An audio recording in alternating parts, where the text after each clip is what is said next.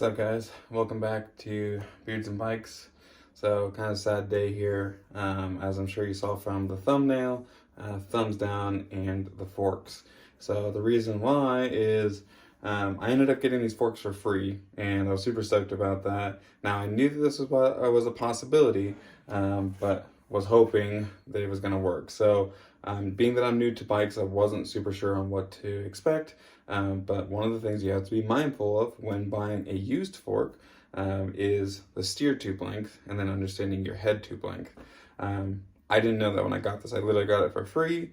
And this was like literally right when I was like getting back into the height of enjoying bikes and like was like, you know what? I want to like build my own bikes and like understand that kind of stuff.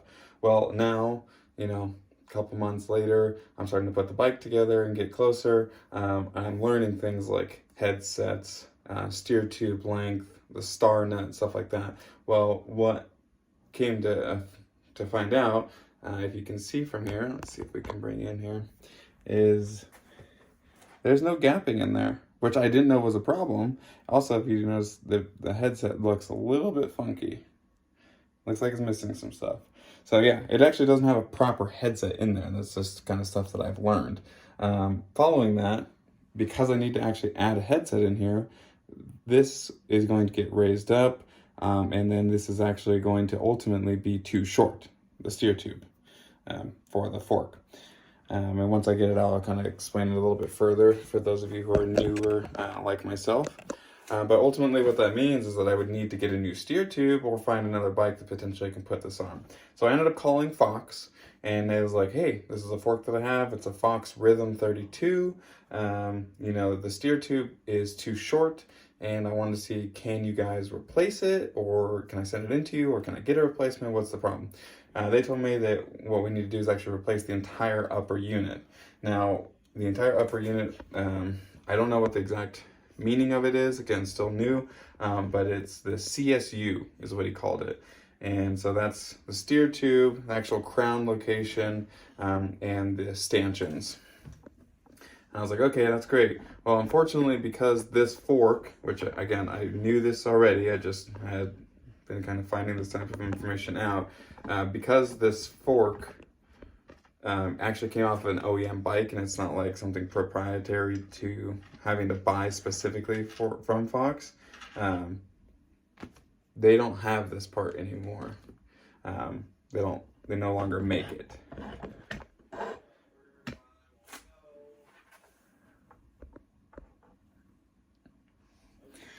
Okay, so now that we've got that out the way, this away. Okay, so now we can get into this a little bit more. So, what we have is the steer tube, okay, and then the actual crown set, and then these are the stanchions, and then the lower fork portion. So what ends up happening is I thought, based off of the way that this looked, that I could just get a new one of these and have it get pressed in, whether that be through a bike shop or by sending it in to Fox. Wow, sorry for that. Come to find out, that is not something that they do. It is something that they could do, but it would actually be replacing this entire upper unit, and unfortunately they don't have it. Now, the good news to it would be that if I wanted to, I could spend roughly $500 and get like a newer version of the kit, and then if I wanted to, I could send it in for another, like, I think it's $100 to $150 to get it actually taken care of and replaced by them versus like myself or sending it to a shop. The other option, if I wanted to, was to take the part number that he gave me, which I will list down in the description below, just in case you guys were kind of curious to see about it, because I'm not sure. I may just be getting rid of this fork altogether. I'm not sure exactly what I'm going to do with it.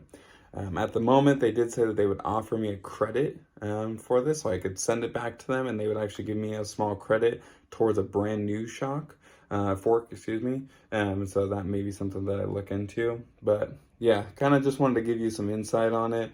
And so kind of part of this video, because I did a lot of research, is onto like steer tube lengths and like what can I do if it's cut too short. Because that was the reason it was given away, was the person who had it before me cut it too short and it didn't work on their bike. They didn't want to go through the hassle. They just was like, hey, anyone who wants this.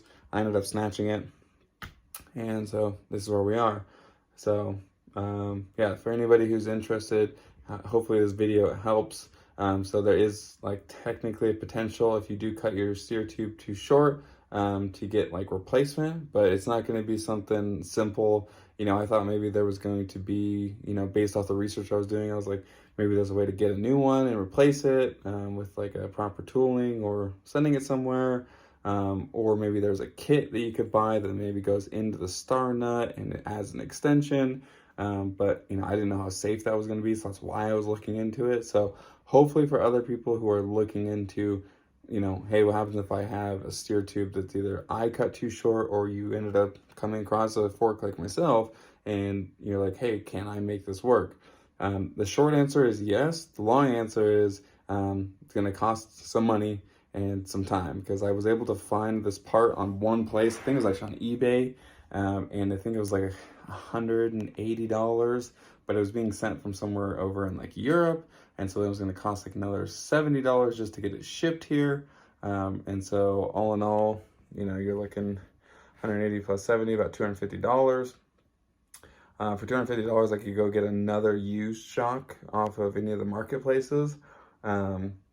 For $250, I can get an older used Fox forks or RockShox fork that I don't even have to worry about regarding, you know, replacing that kind of stuff.